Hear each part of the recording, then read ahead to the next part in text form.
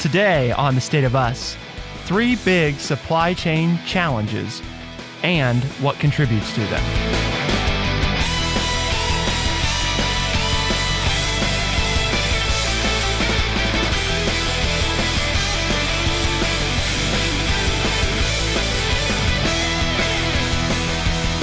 Welcome to The State of Us. I'm your host, Justin T. Weller, joined, of course, today by the one and only, your friendly redneck liberal and the senior resident historian here at True Chat, Mr. Lance Jackson. Today, we're taking a look at the supply chain. It's certainly been on people's minds, and one of the things that comes to mind is why are we having such struggles? And we've heard some things about ports getting backed up and supplies not making it through and labor shortages causing issues with shipping. But is there more going on? Well, surprise, the answer is yes. And today we're going to reveal for you 3 things you may not have known about the supply chain and talk about 4 other contributing factors as well. So there is a full docket, but we couldn't possibly get started until one Mr. Lance Jackson gives us the word of the day. The word of the day is stratification. 5 syllables. It's a noun. stratification.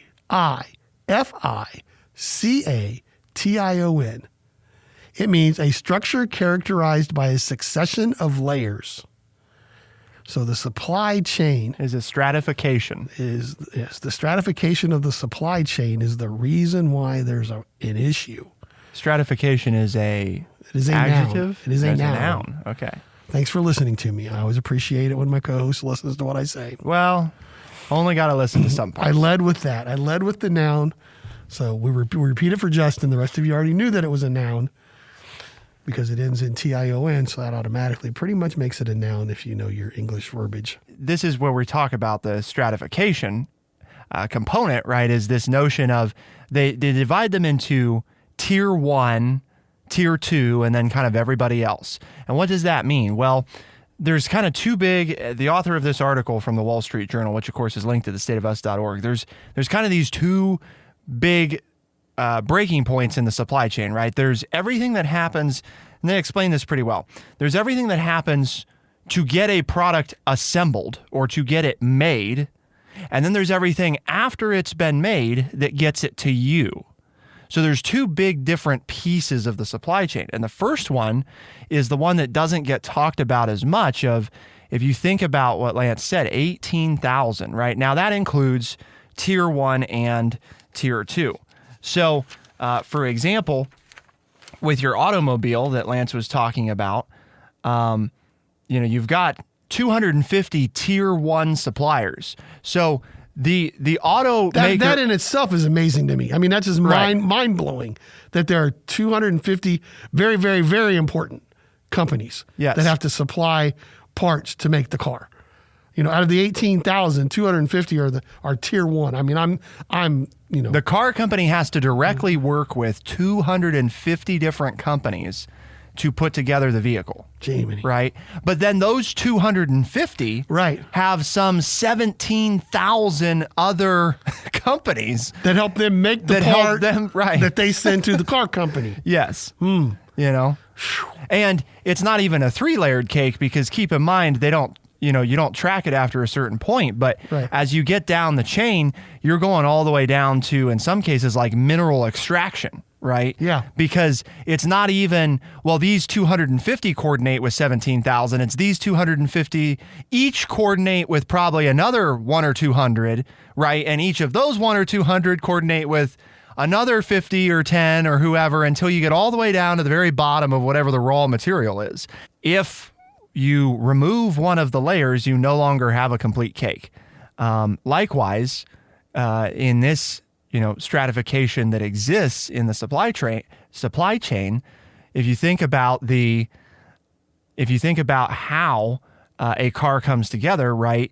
You probably don't want to take delivery of your new car if the dash doesn't work, right? All the pieces are there, but you're missing the one semiconductor, for example. That's the one everybody's heard about a lot, right? That's your example. That would actually allow it to power on. So all other 17,999 pieces are in the car, but it can't get to you to be sold because that one supplier somewhere down the chain didn't have the thing that was needed to make it, And it's not even as simple as saying the whole semiconductor. In this case, it may just be a piece of the semiconductor down the chain got backed up or is out, right? So everybody else we can make 99% of the semiconductor, we can get the vehicle 99.99% assembled, but because this one person way down the chain didn't have this one thing that we needed when we needed it, we're stuck. And so that one was a big, that a lot goes into a car, right? You think about that. But if you think a lot goes into a car, it's actually about as much for a laptop or a smartphone. Sure. Well, and the thing that's fascinating about that is you think about the size difference. The size difference, right. But all the different companies that are involved. Yes. But to your point, I was just watching television the other day, and there was an ad for a car company who shall remain nameless, and they said, order your vehicle now, and you can lock in on this financing rate. And that just kind of blew my mind because before it's like, hey, this is what you can get to buy a car by, the end of the month. If you buy it by the end of the month and drive it off the lot, you can get this financing plan. Now they're saying, okay, if you order it by the end of the month, you can get this financing plan. You may get the car in 6 months. Right. We don't know when you'll get it. But you can lock in the financing now if you order it because we have no cars available for you to buy on the lot.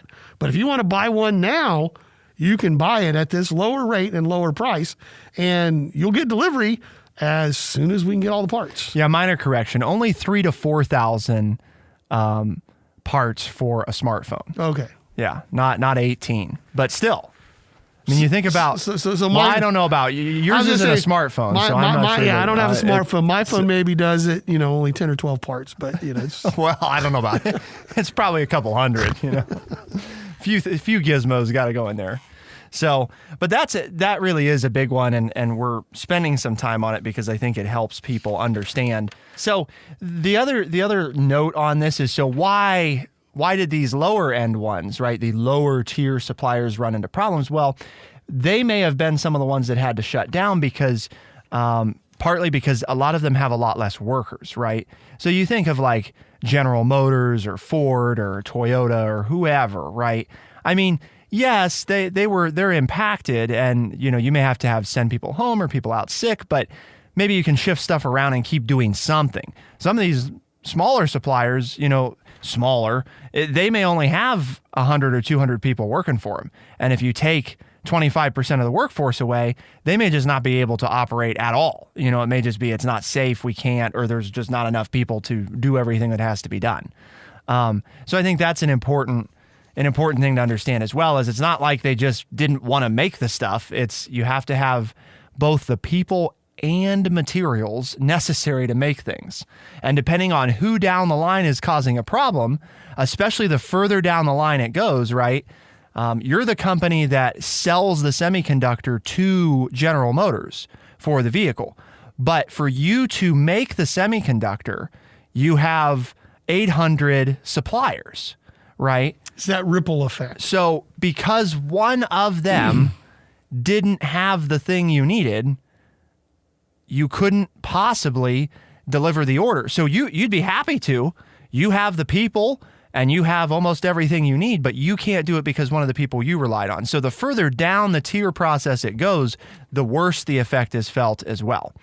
And so let's look at the next one. Sudden spikes in demand can easily be misread.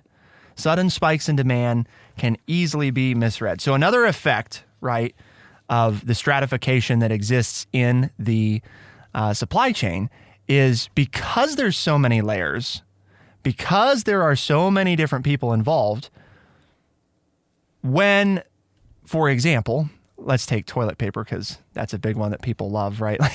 That was the thing we all felt. Oh my gosh, we're going to be out of toilet paper. So what happened? Everybody runs out and buys toilet paper. Well, the problem is that because this is a very complex, lengthy chain, the stores run out of toilet paper. So what does the store do, right? Kroger, in our case, is one of our local places that Lance and I shop. So Kroger says, hey, we're placing an order with the people that supply our toilet paper. We need a lot more toilet paper and we need it yesterday, so send us everything you got because it's just flying off the shelves. People need toilet paper. So the supplier says, oh my God, we're going to ship out everything we have and we're going to tell the manufacturer that we need more stuff. And then so what does the manufacturer do? Well, then they tell everybody down their chain, all those tier 1 who then tell the tier 2 who then tell everybody else, we need more toilet paper. We need more toilet paper, right? So everybody, the whole chain moves into gear to ramp up that production. And then what happens? Well, we realize, there is no toilet paper right now because everybody went and bought some. And we're waiting and we're waiting and we're waiting. And then it's like, bam, now we have toilet paper for days and the price plummets because there's too much toilet paper. So the reason that we're using that as an example is because the demand, and that's what this is talking about, can easily be misread. Is it people buying for comfort because they feel like they want to insulate themselves, or are they buying because the demand is actually there? Because if Lance goes and buys 6 months worth of toilet paper and doesn't buy any for 6 months, the store doesn't need to ramp up its production of toilet paper. The supply didn't change. Right. Yeah. But because he took all that, the data is saying, we're basing what we're doing on the last month, and sales for toilet paper are through the roof, so we gotta get more toilet paper. But if I go on a diet of oatmeal and beans, I may need 6 months of toilet paper every week. So then all of a sudden you got to make that much toilet paper. Right. Yeah. But pending that unfortunate situation. You probably... I'm doing a cleanse. I'm doing a gastric cleanse here. I need a lot of toilet paper. They ramp up more than they need. So in that sense, to me, that's just, okay, duh, right? But it's not just consumers. And I think that's the big thing that people miss is part of the reason that all these bottlenecks end up happening is because it trickles down the chain, right? Well, we haven't even talked about if everybody starts doing this, how are all these different things getting to the stores for us to buy? Right? If everybody's ramping up and you only have X number of delivery systems. Yep. Now you're stressing that's where your log jam comes in at the ports or for the trucks or whomever, railroads, because everybody wants all they can get of everything. Well, we're not designed to do that. Right? What else is involved? We've talked about sudden spikes in demand being easily misread. We've also talked about stratification and how that is a major contributing factor to the supply chain. But there's still more that goes into this. That's right. It's complicated, but important to understand so that we better know how to manage it. Keep it here on The State of Us, and we'll be right back.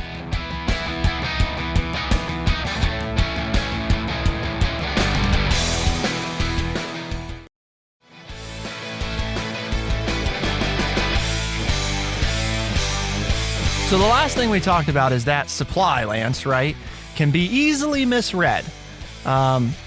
People need toilet paper, so we all ramp up toilet paper. Well, then the companies say, oh, gee, well, that was bad. We didn't need to do that because now we've got all this toilet paper just sitting around, and they have nothing to do with it. We're just stuck.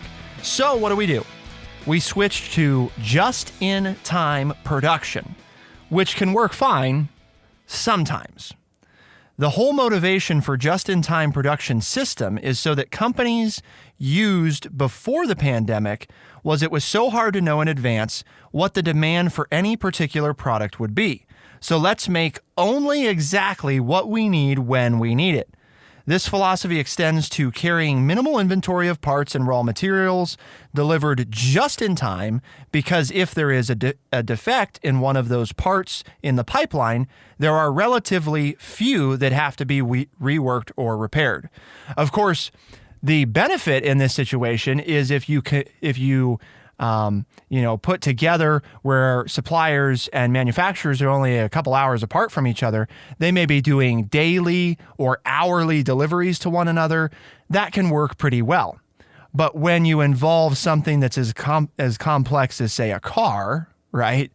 And you're talking about parts coming from and materials coming from across the world, now when you introduce those other things we talked about, you bog down the chain in front of it.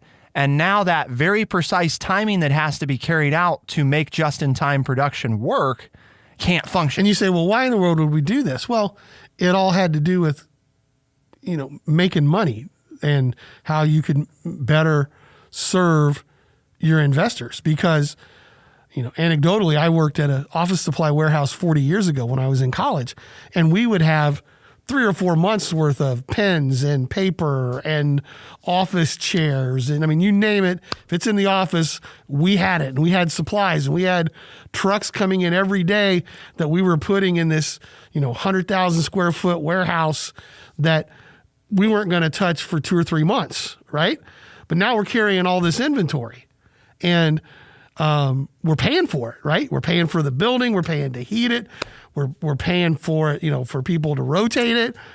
And everybody said, well, gee whiz, we don't need that. We only need this much to fill orders. So we downsize because, hey, Amazon or whoever can get it to us, as you said, in 2 days. So now I don't carry any stock in my warehouse because I can get what I need for my customers and get it to you. But wow, now all of a sudden, my supplier is back ordered, and now my 200 customers that I have to serve, I have to tell them I don't have it. And before that didn't happen, because if you had a back order, it was no big deal because you had a 6-month supply at the ready in the warehouse. And companies decided, well, we don't need to do that because we're so more efficient now. We don't need that. We need a 2 or 3 day or a week supply because we're going to keep getting stuff in. And when it works, it's beautiful. And profit margins are huge, and stock prices go up because profits go up. But hey, when it doesn't, everything comes to a standstill. And now prices go up, stock market goes down.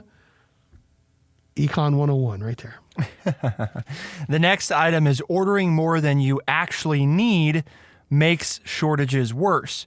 So in many sectors over the past year, firms that use electronic components in their products have been ordering up to twice what they think they will actually need. This has 2 predictable consequences. At first, it makes those products or parts that are in short supply even harder to get. And second, companies will someday likely be stuck with a lot of excess inventory and will need to cut prices to unload it or spend a lot of money carrying it. The answer isn't to abandon just-in-case production, which is different than just-in-time. It's a balance. So the reason we're talking about just-in-case is because a lot of companies switch to that from just-in-time, saying that, we're going to maintain some extra inventory as a backup. The problem becomes when that gets too aggressive. If you're still operating the just-in-time model, you're moving the regular stuff through, but all this extra that you've set aside, you're not moving. And you can't filter it back in without causing then disruptions down the chain because you're not taking the stuff that you were regularly taking. And then everybody else, right, says, well, we got to ramp down production. So then you filter in that extra that you ordered and everybody else stops. And then you're like, oh, hey, gee, wait, we need it again. And it's like, well, we haven't been giving you anything for 8 months and now you need it, So that's what the author's talking about when we're referring to that balance of, yes, the idea of just-in-time production is nice, but you have to have some just-in-case.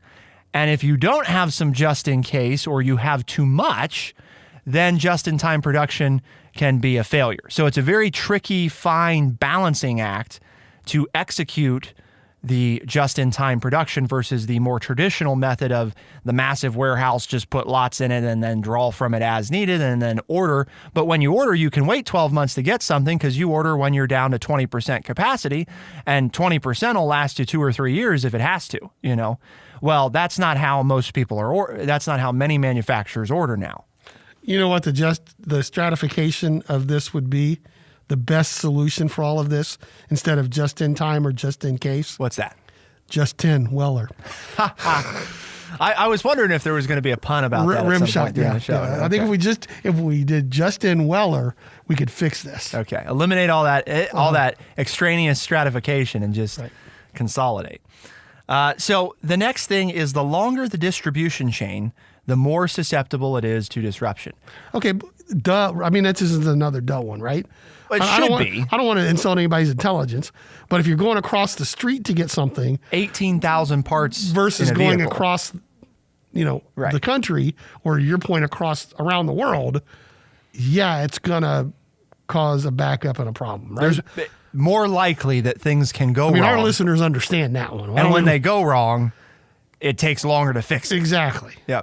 Because there's more people and there's more entities involved, right?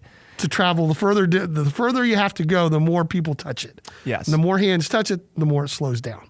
Yep. Yeah. If I make, pencils and I have 100 suppliers, or I make Lance's Dodge truck, if something gets messed up in my supply chain for the Dodge truck, everything gets thrown off. It's going to take longer to sort it out, longer to fix it, on and on and on. If I only have 100 suppliers, okay, well, it's pretty easy to pinpoint where the problem is and then try to figure out how to fix it. Obviously, the more that are involved, the harder it becomes to even know where the problem came from. And that sort of is going to lead into something that we're going to talk about here in a minute, because, what do you mean difficult to figure out where the problem came from? Well, that's one of the other challenges with the supply chain is visibility, right? Visibility that companies have. When you're talking about 7 different issues, the first thing you have to figure out is which issue is causing me a problem, or which issue is causing me the biggest problem. And even if I fix that issue, are there 2 or 3 minor issues that are going to cause me a problem? So is the, with the stratification of the supply chain, you might have multiple issues that you have to deal with. You get your tier 1 problem taken care of. Now you have 4 tier 2 problems to take care of. Or you get 4 tier 2 problems taken care of, and you're like, great, we're going to start ramping up production. And now you have a tier 1 problem come up. And it's like, so how do you even know where you go to fix the issue that you have so that you can produce the product that you want to sell? That takes a little bit of an explanation, but I think that makes sense to people, right? Is that the more things you have involved in the process, the harder it would be to pinpoint where the problem comes from. Right, where are we having the issue? So wait a minute. And by the time you get that problem fixed, there could be a new one. There's a problem in another situation in somewhere down the line. This is why, by the way, if you've ever wondered why people in logistics make good money, this is one of the reasons, because it seems like it shouldn't be that complicated. Under regular circumstances, it's complicated, and it's very much about keeping the trains running on the right schedules at the right times. And when that takes place, pre-pandemic, for example, pre-labor shortage, we all remember things were pretty smooth sailing.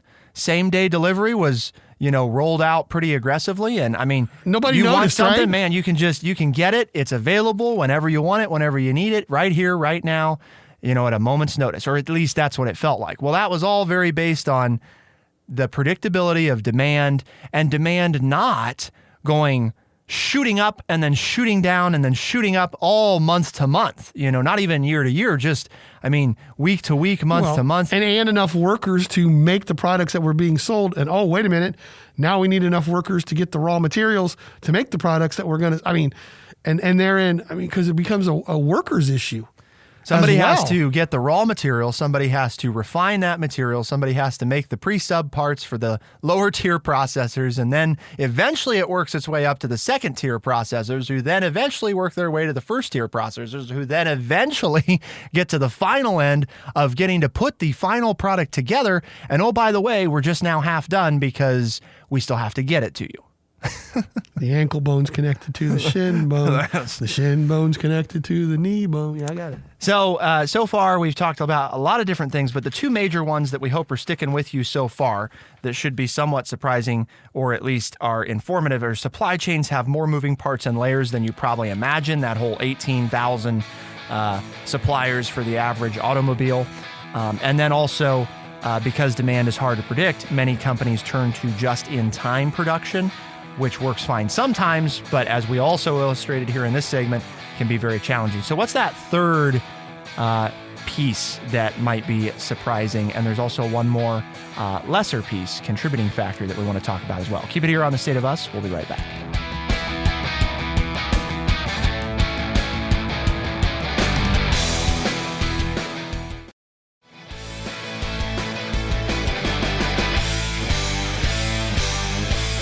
Congestion removes capacity from the system. Congestion removes capacity from the system. And to illustrate this, they've got a chart. You knew that was going to have to be shared. So toilet paper. We're back to toilet paper, right? The consumer buys more toilet paper, number one. Number two, the retailers increase orders, which amplify demand signal. Number three, then the manufacturers add capacity and suppliers stockpile raw materials. Then a flood of product comes back down the chain to the retailers. Then the retailers realize that they have too much and reduce future orders. Then manufacturers slash production, which leads to future shortages, and suppliers are left with a glut of raw materials. So, in other words, think of it, right, sort of like when we encounter a traffic jam on the freeway. We easily recognize that it'll take us extra time to get to our destination. It's the same thing with the supply chain. The more vehicles there are in the chain, the more backed up things get, and the less stuff gets moved from day to day. And specifically, this is where we get to talk a little bit about the shipping thing, because everybody heard about, the eastbound Trans-Pacific route over the past 2 years. Container lines assigned more ships and more containers to the trade lane because of high demand from U.S. consumers. But the increase in the number of ships and containers paradoxically meant fewer ships per hour made it to the port because of increased congestion. And this leads into the big final point of saying, so the issue is at the ports. Not necessarily. Bottlenecks are hard to spot because so few can see the whole picture.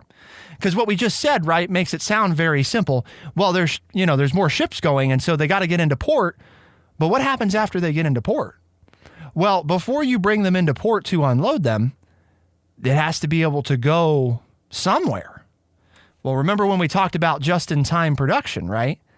Well, these suppliers, they don't have huge warehouses. They have just enough space for the things that they can move out. And then when we talked about that illustrated chart example, right, Lance? Well, we ramped up production because we were told that people wanted more, when in fact they didn't actually need more. They thought they were stockpiling. And so now we've forced all this product down the chain, and it's waiting out at port. And we don't have anywhere to put it in our warehouse because nobody's buying any toilet paper. Well, before you even get to the warehouse, the docks don't have the space to unload the containers. Right. And then, because they can't move the containers because the warehouse can't take it, right, because people aren't buying it. Well, and there aren't enough trucks to haul the containers off the dock to take it to the warehouse because the warehouses don't need it. Oh, now all of a sudden the warehouses are empty. They need it. Right. But you don't have twice the trucks. Right. We still have the same number of drivers. Same number of drivers and the same number of trucks on the road to now deliver twice as much material that's coming into the port. So now the dock is full and they're loading trucks as fast as they can, but there aren't enough trucks coming in to unload the docks enough to bring in the next ship to unload those containers, which may have the item that you need to finish making your car because it's backlogged there out in the ocean waiting to get in because they can't clear enough dock space because of all the other stuff that's been ordered. And again, there's where you solve one problem and 2 or 3 more occur. You think you got it all figured out. You order it in time. Your semiconductor, you order it in time. The company has it, but now it waits out in the middle of the ocean because it can't, it's in line to get unloaded. And then even once it gets onto the dock, they may not be able to go anywhere. There are 5,000 semis that are ahead of them to take other stuff before they can get to the conductors that you need to finish the car. Well, remember at the warehouse, right? The other thing that happened is while all this was going on, everything else kept arriving. So now the thing that we need to get through, we have nowhere to put because we were taking delivery of all this stuff that we couldn't move because we were waiting on that other thing. So now we've filled our capacity, and even though we need that thing that's sitting on the dock, we can't get it here because we don't have anywhere to put it once it gets here. Or, and it even goes into the consumer. The consumer says, I don't want this stuff anymore. Right. So now the store shelves are full, and so there's no display area to put the products out even if you get them there. Yep. So now you got to get rid of the stuff that nobody wants. And now we have to spend time and money shipping from the end store back to store it somewhere so that we can make room to bring the other thing in. To bring the stuff in that and people want now. There has to be space to do all of that, right? It's not just like, we'll just take it off the shelves and ship it back there and then bring the other thing in. Well, what are we going to do with it when we get it back there? Because until we get this thing out of here, there's no place to put it. If I go out and I buy 20 new books, it doesn't do me any good to rearrange the shelves to get those 20. I got to buy a new bookcase. That's right. But now the shelves are already full. But where do I put the bookcase? Because every wall in my house is already a bookcase. Yeah. And it's kind of that situation. Yes. If you think of it like that, you're still adding things, but you haven't gotten rid of any of the. And even if you do, now where do you put the old books that you're going to get rid of? Well, you put them in boxes, but they're in front of the shelves. Now you can't get to the shelves. Now you can't get to the shelves to put the new books in there until you get rid of the boxes of the old books. But wait a minute. The car's already full of boxes of old books that you can't find anybody to take, so you can't get rid of the box. But the new books are still coming. But the new books are still rolling in. Yep. Here they come. Yeah. Truck delivery's coming every day with two new cases of new books. Right. They're out the ears here. I mean, you have to think of that. I mean, it's like when you go to the grocery store, you pick up the products that are empty or about empty on your shelves. You don't buy the ones that you already have, right? Because you only have so much storage place for your food or for your refrigerator or for your freezer. Okay, and that's on the individual level.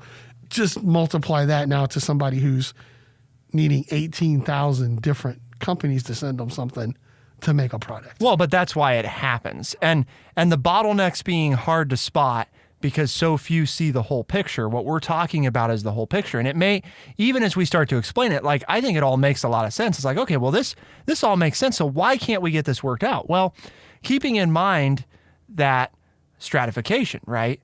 That notion of these multiple structural layers that exist, General Motors may have no contact with the supplier who's 5 tiers down. They don't even know who that person is. Those tier 2, 3, 4 companies. They've never even heard of them. Right. They don't deal with them. Right. On any kind of regular basis. So the problem happens, and what takes place? Well, the logistics person at General Motors calls one of their 250 tier 1 suppliers and says, hey, I got this problem. I'm not getting this and this and this, and I need these. Can you get me those? Well, let me see.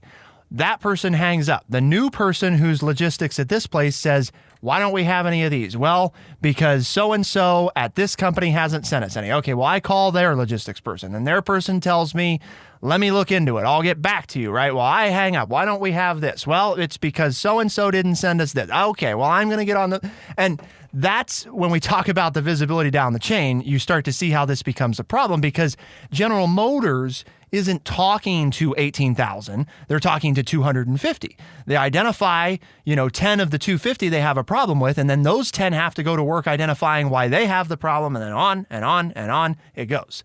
And that all takes a lot of time just to figure out where the problem came from, let alone once you figured it out, what are we going to do about it? Well, great. We found out that the problem is, that we can't get this piece of metal for the semiconductor. So now what? Well, and even if you find a place that has it, okay, now you call the trucking company. Right, we need to get it here. And I need a truck. Well, we don't have any trucks available. All our trucks are fully loaded. We'll have one in 3 weeks for you. So, even if you, quote, solve the problem, you run into another problem in another area. And I think that, and if you're like me, you've got a headache now trying to follow all this, but it does make sense when you start to realize it really isn't an easy fix. So what can be done, right? Well, one thing is, and this is a hard thing, if you're somebody, right, there's people who under regular circumstances would never stockpile, right? They just don't do that. They're going to buy what they buy pretty consistently on a pretty consistent schedule. They need what they need. They buy it as they need it. Okay, great. You people got to keep doing what you're doing. If times get tight and you decide that, I want to stockpile, and this goes for people who do stockpile, don't try to buy all at once, right? In other words, tick up your toilet paper purchases a little bit each time. Don't buy, if you buy 1 case, don't buy 10. Maybe buy 2, you have to filter it in because when we stress the supply chain as a society like that, it starts sending all these signal problems throughout the chain, which is only worse when there's a pandemic and when there's less people working. And then when you put a labor shortage on top of all that, you're just asking for what we've run into, an impossible situation where it's just going to take time to level out. The other thing that we can do, and this is obviously something that many of the suppliers are already doing, is they can increase visibility across their systems, right? Making it faster and easier to determine where and why problems are happening. And they keep trying to do that, but you have a lot of human elements still very much involved. Like I just explained that. Call so-and-so to call so-and-so to call so-and-so to call so-and-so to figure out what's going on. There's a lot of those things that companies are working very hard to try to remove some of the time it takes to pinpoint the issue on its own. Even for mega companies, right? They rely on many, many, many sub-suppliers, which is why Intel is coming to town here in Ohio. They're going to be like 40 minutes from us, so they'll be pretty close. And, they're predicting that they'll be creating some, 10,000 permanent jobs at Intel, but they're projecting another 30,000 jobs on top of that because of all the sub-suppliers who will move to the area or build new facilities. And I think that's a perfect illustration today of understanding the complexity of even a major company like Intel, right, is very reliant on everybody down the line. And if one of those people messes up, everything else can be, affected because of it. You're right. That's exactly it. I think we did a good job of explaining it. 3 major things there, and then the other things are like, well, yeah, that makes sense. But when you put it all together, it's a difficult issue to solve because there's not one person or one thing that can be done. There are thousands of things that have to be done in sync to get it taken care of. So it didn't happen in a short period of time. It's taken a while to get it all fixed. So, Lance, why do we have this conversation today? Well, because here at True Chat, we have a mission, and our mission is to educate people by providing honest, open, and respectful conversations. And I think we did that again today, and hopefully you learned something and you enjoyed it while you were learning, and you share that with somebody else, and they say, well, I think I'd like to listen to The State of Us. Tell them, as a podcast, they can find us on Spotify, Overcast, Stitcher, Apple Podcast, and anywhere podcasts are found. The State of Us is available Tuesday and Thursday mornings. We send out new episodes as a podcast. You also can hear those same episodes on the weekends on AM and FM radio stations across the country. Who do you have for the win today, Lance? Well, you stratified the whole segment. I mean, I got tired of hearing you say stratification. So. People ought to know what it means by now. I think so. I mean, they might not know it's a noun like you, but you did use it quite a bit. That's right. Well, I'll give you a grand slam home run win on that one. I didn't know what I did to win, but I know that I won. So that's for The State of Us on True Chat in Urbana. I'm Justin T. Weller. I'm Lance Jackson at the bottom end of the stratification. Special thanks to Bradley Butch, our producer extraordinaire, and thank you, our audience, for tuning in. We'll see you next time. Be the change.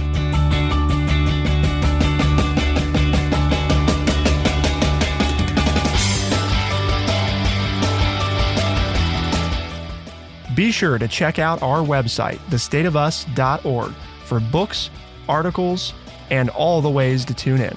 thestateofus.org.